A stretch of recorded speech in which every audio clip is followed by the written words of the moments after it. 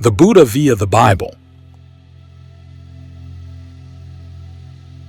Western culture learned how to read spiritual texts by reading the Bible. Not that we all read it the same way, quite the contrary. We've fought long, bloody wars over the issue, but most of the differences in our readings lie within a fairly tight constellation of ideas about authority and obligation, meaning and mystery, and the purpose of history and time. And even though those ideas grew from the peculiarities of the Bible and of Western history, we regard them as perfectly natural and in some cases, even better than natural, modern. They're so implicit in our mindset that when people rebel against the Bible's authority, their notions of rebellion and authority often derive from the tradition they're trying to reject. So it's only to be expected that when we encounter spiritual texts from other traditions, we approach them as we would the Bible. And because this tendency is so ingrained, we rarely realize what we've done. For example, the way we read the Pali Canon has largely been influenced by modern attitudes toward the Bible that date back to the German Romantics and American Transcendentalists, primarily Ralph Waldo Emerson. Even though we seldom read these thinkers outside of literature or history classes, their ideas permeate our culture through their influence on humanistic psychology, liberal spirituality, and the study of comparative religion, portals through which many of us first encounter the religions of other cultures. The question is, do these ideas do justice to the Pali Canon? Are we getting the most out of the canon if we read it this way? We rarely ask these questions because our reading habits are invisible to us. We need fresh eyes to see how odd those habits are. And a good way to freshen our eyes is to look historically at the particulars of where these habits come from and the unspoken assumptions behind them. The Romantics and Transcendentalists formulated their ideas about reading the Bible in response to developments in linguistics, psychology, and historical scholarship in the 17th to 19th centuries. This is what makes them modern. They were addressing a culture that had grown skeptical toward organized religion and had embraced intellectual principles capable of challenging the Bible's authority. Thus, to be taken seriously, they had to speak the language of universal historical and psychological laws. However, the actual content of those laws drew on ideas dating back through the Middle Ages to the Church Fathers, and even further to the Bible itself. Doctrines such as Paul's dictum that the invisible things of God are clearly seen through the visible things he made, Augustine's teaching on Christ the inner teacher, illuminating the mind, and John Cassian's instructions on how to read the Bible metaphorically. So even though the Romantic Transcendentalist view is modern and universal in its form, its actual substance is largely ancient and specific to the West. In the complete version of this article, I've traced how these ideas were shaped by developments in Western history. Here, however, I want to focus on the parallels between the psychological laws the Transcendentalists formulated for reading the Bible and the assumptions that modern Dharma teachers bring to reading the Pali Canon. My purpose is to show that while these assumptions seem natural and universal to us, they are culturally limited and limiting, ill-suited for getting the most out of what the canon provides.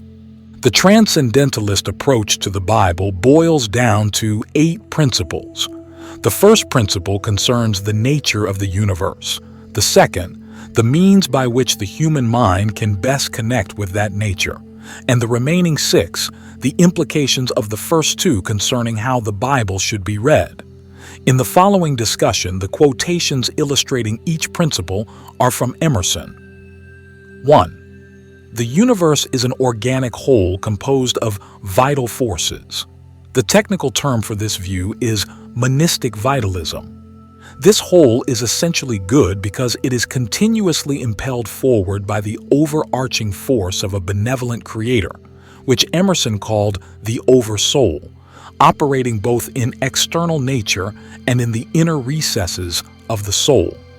People suffer because their social conditioning estranges them from the inner and outer influences of the oversoul, depriving them of its sustaining creative power.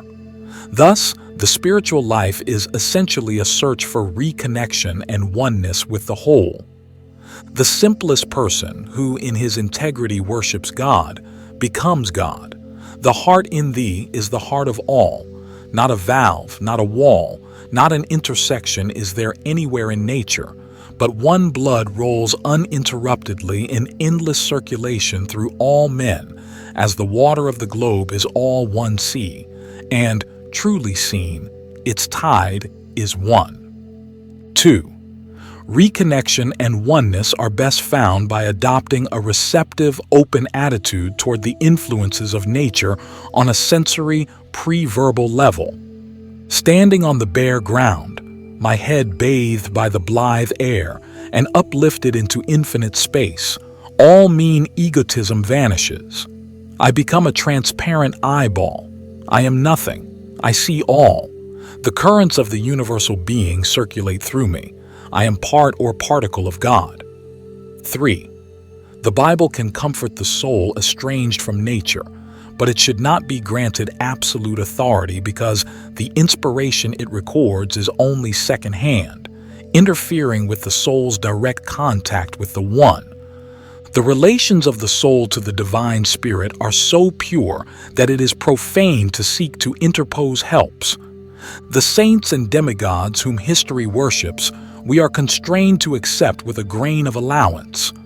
Though in our lonely hours we draw a new strength out of their memory, yet, pressed on our attention, as they are by the thoughtless and customary, they fatigue and invade. The soul gives itself, alone, original and pure, to the lonely, original, and pure, who, on that condition, gladly inhabits, leads, and speaks through it. 4. The Bible's message is also limited in that it was composed for a less enlightened stage in human history. If, therefore, a man claims to know and speak of God and carries you backward to the phraseology of some old mouldered nation in another country, in another world, believe him not. Is the acorn better than the oak which is its fullness and completion? Is the parent better than the child into whom he has cast his ripened being? Whence, then, this worship of the past? The centuries are conspirators against the sanity and authority of the soul. The idealism of Jesus is a crude statement of the fact that all nature is the rapid efflux of goodness, executing and organizing itself. 5. The Bible's authority is actually dangerous in that it stifles the soul's creative impulses, the most direct experience of the oversoul's vital force within. The one thing in the world of value is the active soul. The soul active sees absolute truth and utters truth, or creates. When we have broken our God of tradition and ceased from our God of rhetoric, then may God fire the heart with His presence. What is that abridgment and selection we observe in all spiritual activity, but itself the creative impulse? Yet see what strong intellects dare not yet hear God Himself, unless He speak the phraseology of, I know not what David or Jeremiah or Paul. When we have new perception, we shall gladly disburden the memory of its hoarded treasures as old rubbish. 6. Another limitation on the language of the Bible is that it is expressive rather than descriptive. In other words, unlike the metacultural laws of psychology, it does not describe universal human truths. Instead, it expresses through metaphor how the force of the oversoul felt to particular people at particular times. Thus, to be relevant to the present, it is best read not as a scholar would, trying to find what actually happened in the past or what it meant to its authors, but as a poet might read the poetry of others, judging for him or herself what metaphors will be most useful for inspiring his or her own creative genius. One must attain and maintain that lofty sight where poetry and annals are alike. The Garden of Eden, The sun standing still in Gibeon is poetry thenceforward to all nations. Who cares what the fact was, when we have made a constellation of it to hang in heaven as an immortal sign?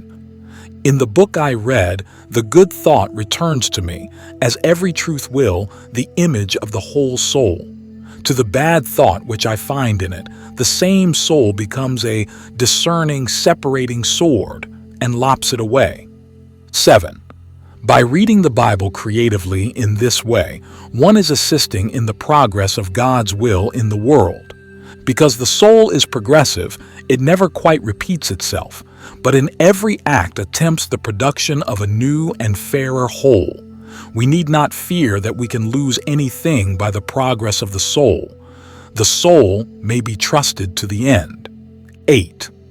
The Transcendentalists all agreed with the Romantics that the soul's most trustworthy sense of morality came from a sense of interconnectedness within oneself and with others. They differed among themselves, though, in how this interconnectedness was best embodied. Emerson advocated focusing on the present moment particulars of one's ordinary activities. In his words, the invariable mark of wisdom is to see the miraculous in the common. Other transcendentalists, however, such as Orestes Brownson, Margaret Fuller, and Theodore Parker, insisted that true inner oneness was impossible in a society rent by injustice and inequality. Thus, they advocated reading the Bible prophetically as God's call to engage in progressive social work.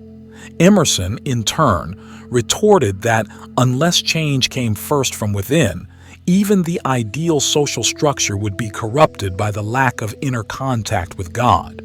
Thus, the two camps reached a standoff. Still, even the socially engaged transcendentalist read the Bible creatively and metaphorically, seeking not its original message but a new message appropriate for modern needs.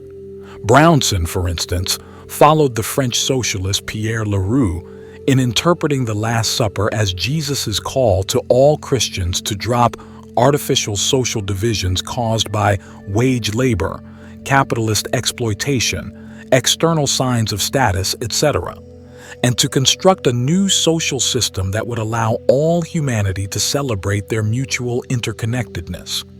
Historians have traced how these 8 principles, including the split in the 8th, have shaped American liberal spirituality in Christian, Reform Jewish, and New Age circles up to the present.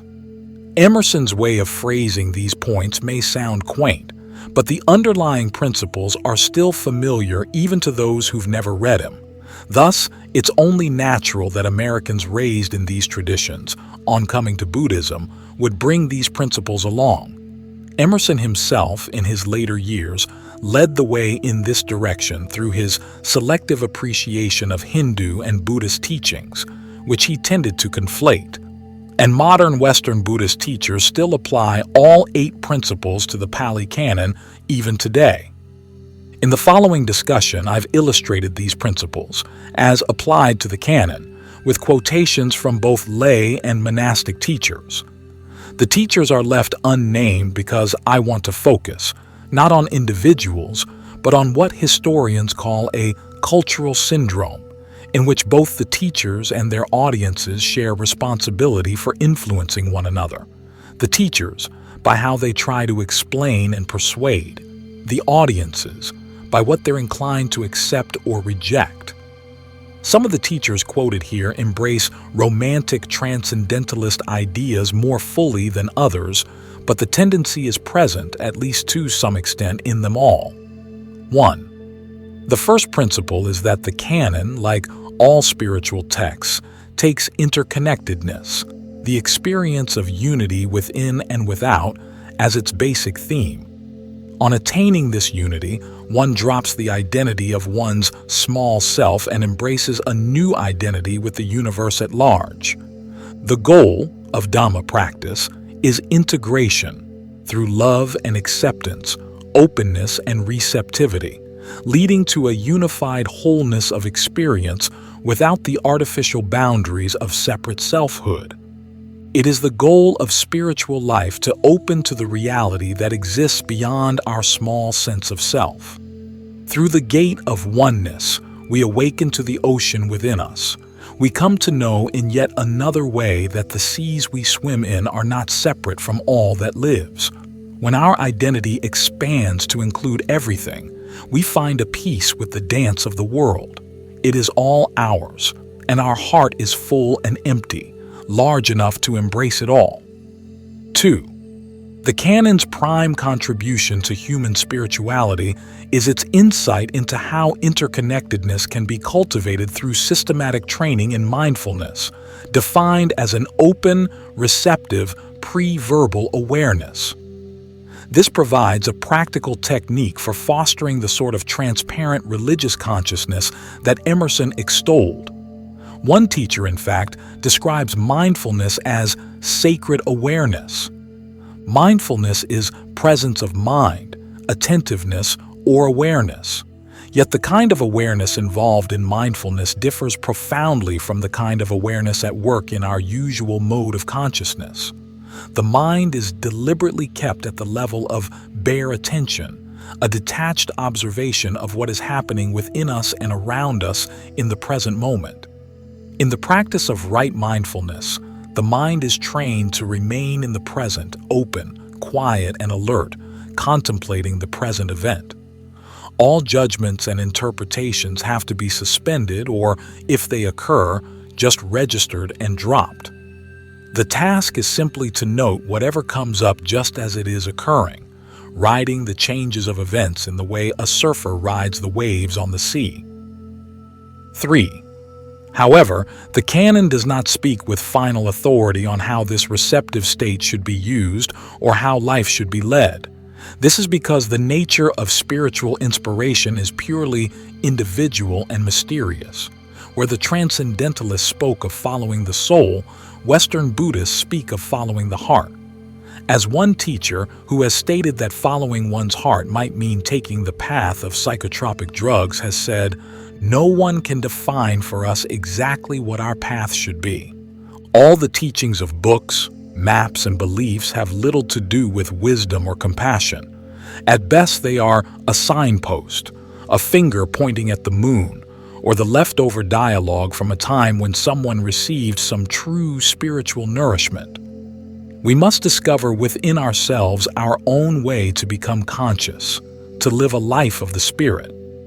Religion and philosophy have their value, but in the end, all we can do is open to mystery. 4.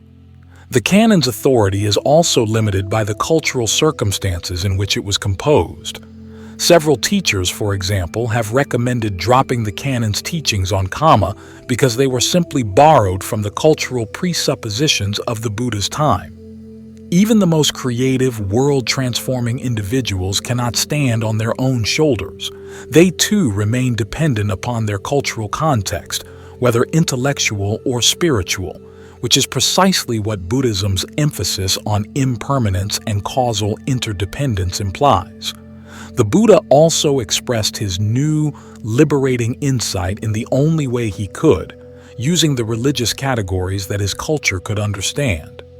Inevitably, then, his way of expressing the Dharma was a blend of the truly new and the conventional religious thought of his time.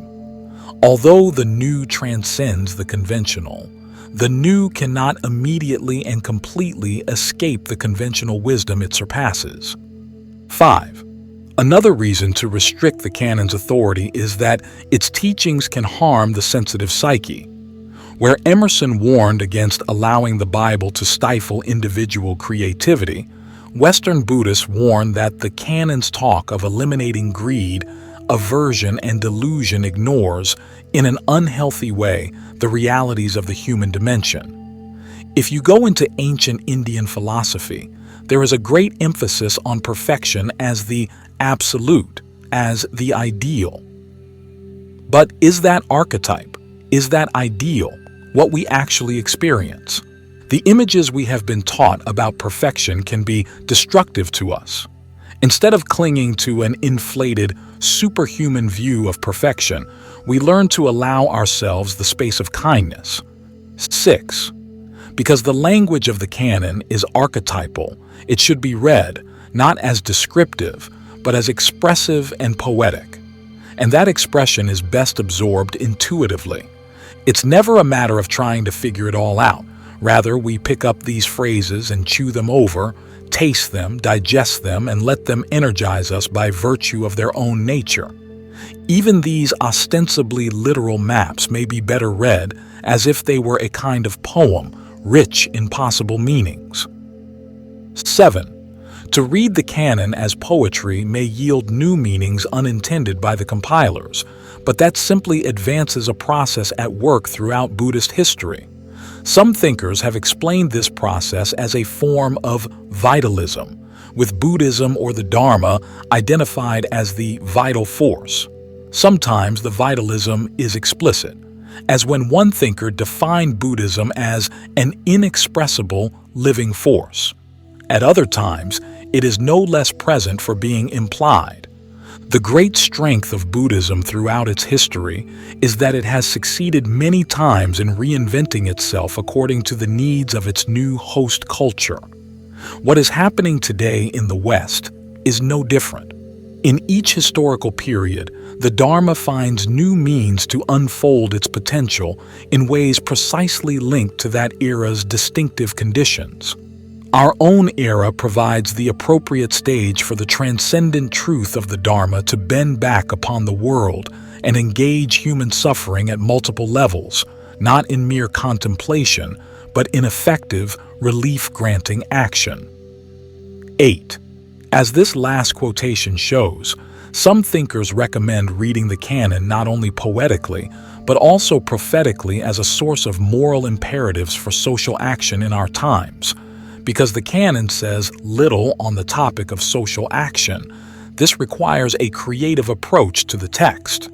We can root out thematically relevant Buddhist themes, texts, and archetypes and clarify them as core teachings for Buddhist-based social change work.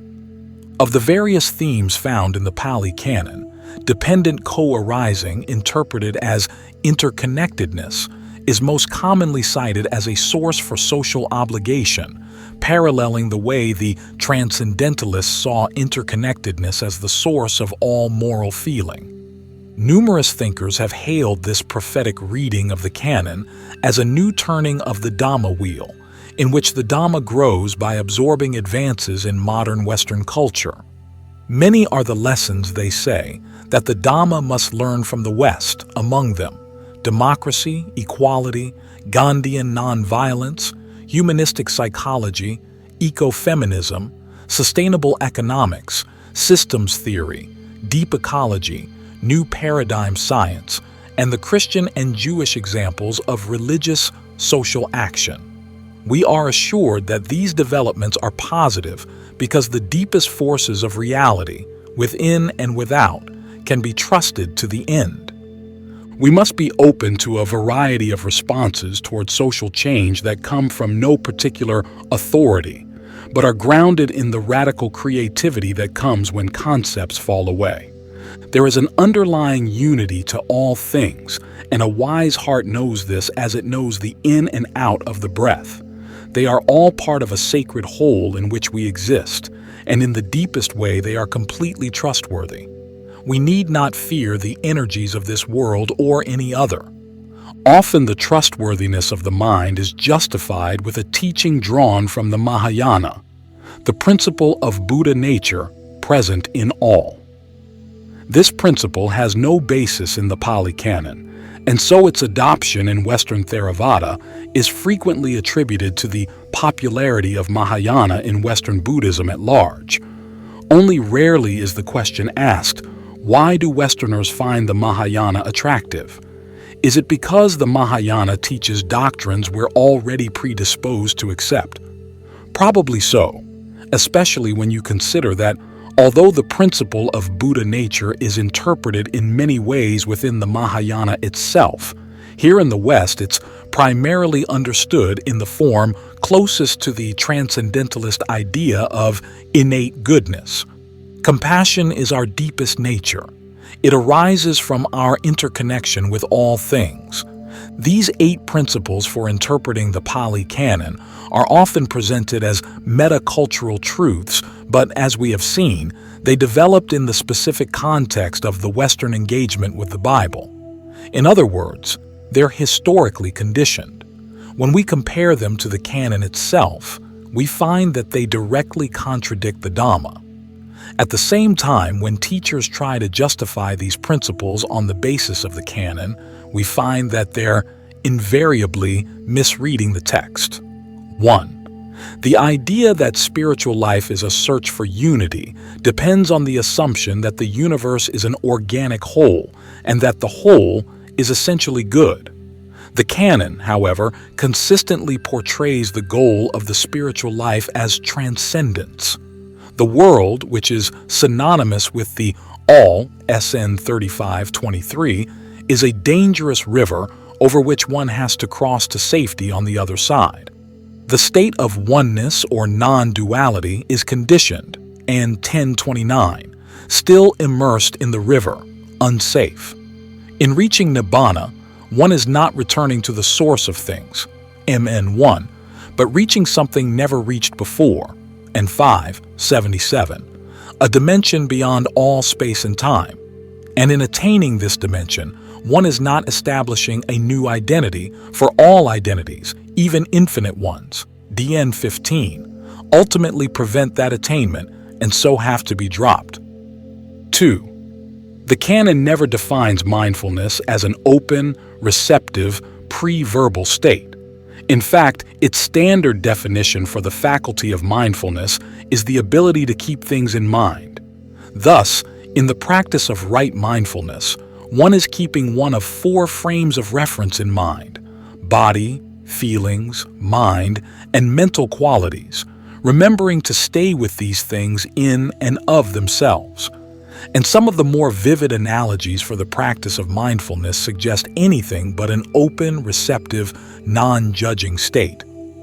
Just as when a person whose turban or head was on fire would put forth extra desire, effort, diligence, endeavor, earnestness, mindfulness, and alertness to put out the fire on his turban or head, in the same way, the monk should put forth extra desire, mindfulness, and alertness for the abandoning of those evil, unskillful mental qualities. And 1051. Suppose, monks, that a large crowd of people comes thronging together saying, "The beauty queen, the beauty queen." And suppose that the beauty queen is highly accomplished at singing and dancing, so that an even greater crowd comes thronging saying, "The beauty queen is singing, the beauty queen is dancing." Then a man comes along, desiring life and shrinking from death, desiring pleasure and abhorring pain. They say to him, "Now look here, mister. You must take this bowl filled to the brim with oil and carry it on your head in between the great crowd and the beauty queen. A man with a raised sword will follow right behind you, and wherever you spill even a drop of oil, right there will he cut off your head." Now what do you think, monks? Will that man, not paying attention to the bowl of oil, let himself get distracted outside? No, Lord. I have given you this parable to convey a meaning. The meaning is this: the bowl filled to the brim with oil stands for mindfulness immersed in the body. SN 47:20. There's a tendency, even among serious scholars, to mine in the canon for passages presenting a more spacious, receptive picture of mindfulness. But this tendency, in addition to ignoring the basic definition of mindfulness, denies the essential unity among the factors of the path. One such scholar, to make his case, had to define right mindfulness and right effort as 2 mutually exclusive forms of practice. This suggests that the tendency to define mindfulness as an open, receptive, non-judging state comes from a source other than the canon. It's possible to find Asian roots for this tendency in the schools of meditation that define mindfulness as bare awareness or mere noting. But the way the West has morphed these concepts in the direction of acceptance and affirmation has less to do with Asian tradition and more to do with our cultural tendency to exalt a pre-verbal receptivity as the source for spiritual inspiration. 3. The canon states clearly that there is only one path to Nibbana, DN 16. Trying to find awakening in ways apart from the Noble Eightfold Path is like trying to squeeze oil from gravel or milking a cow by twisting its horn. MN 126. The Buddha's knowledge of the way to awakening is like that of an expert gatekeeper who knows, after encircling the walls of a city, that there's only one way into the city. The gate he guards. And 1095. One of the tests for determining whether one has reached the first level of awakening is if, on reflection, one realizes that no one outside the Buddha's teaching teaches the true, accurate way to the goal. SN 4853. Although individual people may have to focus on issues particular to their temperament, the basic outline of the path is the same for all. 4. Obviously, the Buddha's language and metaphors were culturally conditioned, but it's hard to identify any of his essential teachings as limited in that way. He claimed a knowledge of the past that far outstrips ours, DN 29, DN 1, and he'd often claimed direct knowledge when stating that he was speaking for the past, present, and future when describing, for instance, how physical, verbal, and mental actions are to be purified, MN 61, and the highest emptiness that can be attained, MN 121. This is why the Dhamma is said to be timeless, and why the first level of awakening verifies that this is so. At the same time, when people speak of essential Buddhist teachings that are limited by the cultural conventions of the Buddha's time, they're usually misinformed as to what those conventions were. For instance, with the doctrine of karma, even though the Buddha used the word karma like his contemporaries, his conception of what karma was and how it worked differed radically from theirs. AN 362, MN 101. 5. Similarly, people who describe the dangers of following a particular Buddhist teaching usually deal in caricatures. For instance, one teacher who warns of the dangers of the linear path to attainment describes that path as follows. The linear path holds up an idealistic vision of the perfected human, a Buddha or saint or sage. In this vision, all greed, anger, fear, judgment, delusion, personal ego, and desire are uprooted forever, completely eliminated. What is left is an absolutely unwavering, radiant, pure human being who never experiences any difficulties, an illuminated sage who follows only the Tao or God's will and never his or her own. Although this may be a possible vision of the linear path, it differs in many crucial details from the vision offered in the canon. The Buddha certainly passed judgment on people and taught clear criteria for what are and are not valid grounds for judgment, AN 764, and 4, 192, MN 110. He experienced difficulties in setting up the monastic sangha, but that does not invalidate the fact that his greed, aversion, and delusion were gone. As MN 22 states, there are dangers in grasping the Dhamma wrongly. In the context of that discourse, the Buddha is referring to people who grasp the Dhamma for the sake of argument. At present, we might point out the dangers in grasping the teachings neurotically. But there are even greater dangers in misrepresenting the teachings, or in dragging them down to our own level, rather than using them to lift ourselves up. As the Buddha said, people who claim that he said what he didn't say, or didn't say what he did, are slandering him, in 223. In doing so, they blind themselves to the Dhamma. 6. Although the canon contains a few passages where the Buddha and his awakened disciples speak poetically and expressively of their attainment, those passages are rare. Far more common are the descriptive passages, in which the Buddha tells explicitly how to get to awakening.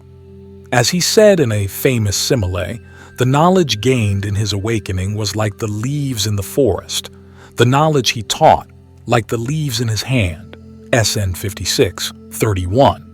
And he chose those particular leaves because they served a purpose, helping others develop the skills needed for release.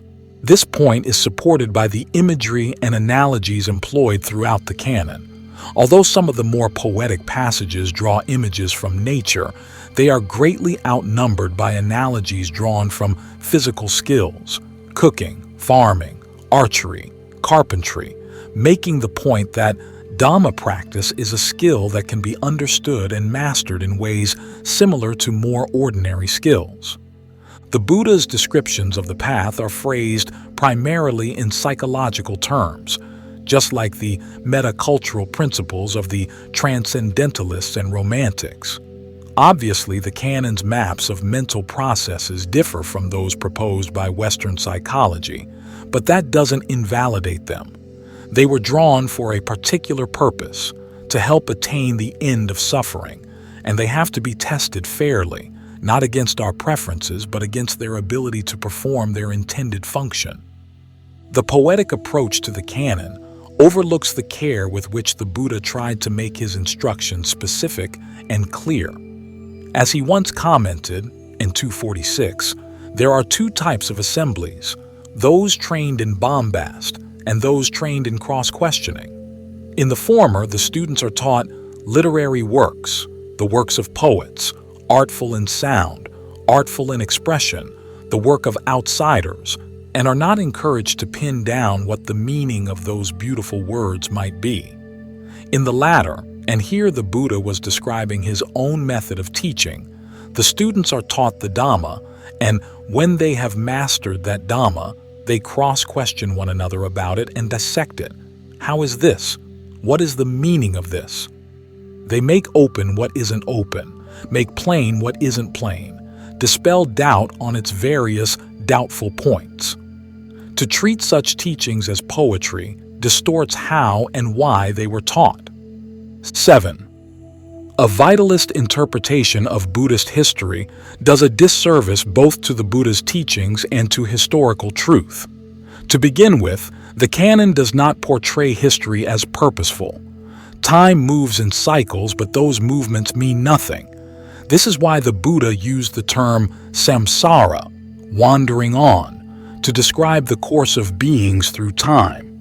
Only if we decide to end this wandering will our lives develop purpose and direction. Otherwise, our course is aimless. Just as a stick thrown up in the air lands sometimes on its base, sometimes on its side, sometimes on its tip. In the same way, beings hindered by ignorance and fettered by craving, transmigrating and wandering on, sometimes go from this world to another world, sometimes come from another world to this. SN 15:9. Second, Buddhism does not have a will. It does not adapt. People adapt Buddhism to their various ends. And because the adapters are not always wise, there's no guarantee that the adaptations are skillful. Just because other people have made changes in the Dhamma doesn't automatically justify the changes we want to make. Think, for instance, of how some Mahayana traditions dropped the Vinaya's procedures for dealing with teacher-student sexual abuse. Was this the Dhamma wisely adapting itself to their needs? The Buddha foresaw that people would introduce what he called synthetic Dhamma, and when that happened, he said the true Dhamma would disappear. SN 1613. He compared the process to what happens when a wooden drum develops a crack, into which a peg is inserted, and then another crack, into which another peg is inserted, and so on until nothing is left of the original drum body. All that remains is a mass of pegs, which cannot come near to producing the sound of the original drum, SN 27. Some scholars have found the canon's warnings about the decay of the Dhamma ironic. This strongly held view that Buddhism should not change seems a bit odd in a religion that also teaches that resistance to all pervasive change is a root cause of misery. The Buddha, however, didn't embrace change, didn't encourage change for the sake of change, and certainly didn't define resistance to change as the cause of suffering. Suffering is caused by identifying with change or with things that change. Many are the discourses describing the perils of going along with the flow in terms of a river that can carry one to whirlpools, monsters, and demons, ITI 109. And as we noted above, a pervasive theme in the canon is that true happiness is found only when one crosses over the river to the other side. 8. The Buddha was not a prophet, and he did not pretend to speak for God. Thus, he was careful never to present his teachings as moral obligations. His shoulds were all conditional. As the first line of the Karaniya Metta Sutta, KHP 9, states, this is to be done by one skilled in aims, who wants to break through to the state of peace. In other words, if you want to break through to a state of peace, then this is what you have to do. And although generosity is one of the things one must do to attain that goal, when the Buddha was asked where a gift should be given, SN 324, he responded, wherever the mind feels confidence. This means that if we regard social action as a gift, there is no need to seek the Buddha's sanction for feeling inspired to give in that way. We can just go ahead and do it, as long as our actions conform with the precepts. But it also means that we cannot use his words to impose a sense of obligation on others that they should give in the same way. This is especially true in a teaching like the Buddha's, which is strongly pragmatic, with each teaching focused on a particular end. To take those teachings out of context, applying them to other ends, distorts them. The teaching on dependent co-arising, which is often interpreted as the canon's version of interconnectedness, is a case in point. The factors in dependent co-arising are primarily internal, dealing with the psychology of suffering, and are aimed at showing how knowledge of the Four Noble Truths can be applied to bring suffering to an end. There is nothing to celebrate in the way the ordinary interaction of these factors leads to suffering. To turn this teaching into a celebration of the interconnectedness of the universe, or as a guide to the moral imperative of social action, is to thwart its purpose and to open it to ridicule from people disinclined to accept its moral authority over their lives. At the same time, the canon questions the underlying assumption, which we've inherited not only from the transcendentalists and romantics, but also from their Enlightenment forebears, that human culture is evolving ever upwards. The early discourses present the opposite picture, that human life is getting worse as a sphere for Dhamma practice, and it's easy to point out features of modern life that confirm this picture. To begin with, Dhamma practice is a skill, requiring the attitudes and mental abilities developed by physical skills, and yet we are a society whose physical skills are fast eroding away. Thus, the mental virtues nurtured by physical skills have atrophied. At the same time, the social hierarchy required by skills, in which students apprentice themselves to a master, has mostly disappeared, so we've unlearned the attitudes needed to live in hierarchy in a healthy and productive way. We like to think that we're shaping the Dhamma with our highest cultural ideals, but some of our lower ways are actually dominating the shape of Western Dhamma. The sense of neurotic entitlement produced by the culture of consumerism is a case in point, as are the hype of the mass media and the demands of the mass market for a Dhamma that sells. As for trusting the impulses of the mind, try a thought experiment and take the above quote, that we must be open to the radical creativity that comes when concepts fall away, and imagine how it would sound in different contexts. Coming from a socially concerned Buddhist activist, it might not seem disconcerting, but coming from a rebel leader teaching child soldiers in a civil war-torn country, or a greedy financier contemplating new financial instruments, it would be a cause for alarm. The Buddha probably would have agreed with the romantics and transcendentalists that the human mind is essentially active in making sense of its surroundings. but he would have differed with their estimation that this activity is, at its root, divinely inspired. In his analysis of dependent co-arising, mental fabrication comes from ignorance, SN 12:2. The way to end suffering is to end that fabrication, and this requires an attitude, not of trust, but of heedful vigilance, DN 16. Thus, heedfulness must extend both to one's attitude toward one's intuitions and to the ways with which one reads the canon. This point touches on what is probably the most central issue in why the transcendentalist approach to reading the Bible is inappropriate for reading the Pali Canon, the issue of authority. In the Bible, God's authority is absolute because He is the creator of all. We, having been created for His inscrutable ends, must trust His authority absolutely. Although the transcendentalists denied that the Bible carried God's absolute authority, they did not deny the concept of absolute authority in and of itself. They simply moved it from the Bible and, bypassing other alternatives, placed it with the spontaneous intuitions of the heart. Following their lead, we as a culture tend to see the issue of authority as a simple either-or. Either absolutely in the Bible or absolutely in our intuitions. As a result, when we read in the Kalama Sutta, N366, don't go by reports, by legends, by traditions, by scripture, or by the thought, this contemplative is our teacher.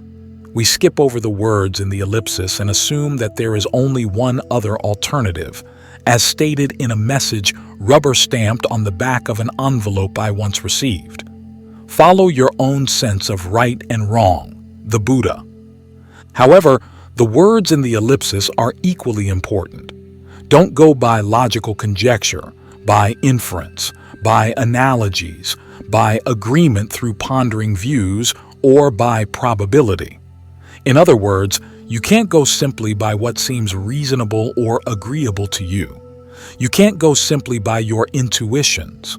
Instead, the Buddha recommends that you test a particular teaching from a variety of angles. Is it skillful?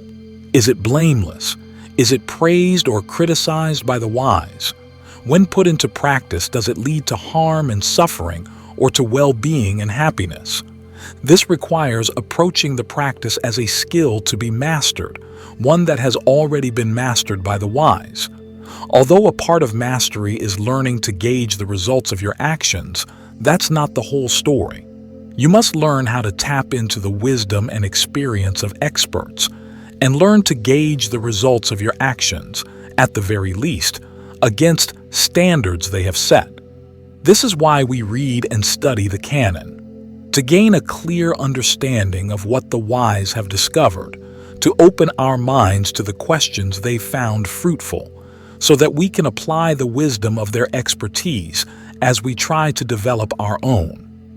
It's in this context that we can understand the nature of the Buddha's authority as presented in the Pali discourses. He speaks not with the authority of a creator, but with the authority of an expert. Only in the Vinaya does he assume the added authority of a lawgiver. In the discourses, he calls himself a doctor, a trainer, an admirable, experienced friend who has mastered a specific skill, putting an end to suffering. He provides explicit recommendations on how to act, speak, and think to bring about that result, instructions on how to develop qualities of mind that allow you to assess your actions accurately, and questions to ask yourself in measuring your progress along the way. It's up to us whether we want to accept or reject his expertise, but if we accept it, he asks for our respect. This means, in the context of an apprentice culture, the culture set up in the Vinaya, CV.Dieto.11-12, that you take at face value his instructions on how to end suffering and give them a serious try. Where the instructions are ambiguous, you use your ingenuity to fill in the blanks, but then you test the results against the standards the Buddha has set, making every effort to be heedful in reading accurately and fairly what you have done. This sort of test requires a serious commitment. For a sense of how serious, it's instructive to read the biographies of the Thai forest masters. And because the commitment is so serious, the Buddha advises exercising careful judgment in choosing the person to whom you apprentice yourself, in 4:192, and tells you what to look for before growing close to a teacher, MN 95. You can't trust every teacher to be a genuinely admirable friend. This is all very straightforward, but it requires stepping outside the limitations of our culturally conditioned ways. And again, it's up to us whether we want to read the Pali Canon on its own terms. If we don't, we're free to continue reading it poetically and prophetically, taking the Buddha's instructions as grist for our own creative intuitions. But if that's our approach, we'll never be in a position to judge adequately whether his instructions for putting an end to suffering actually work.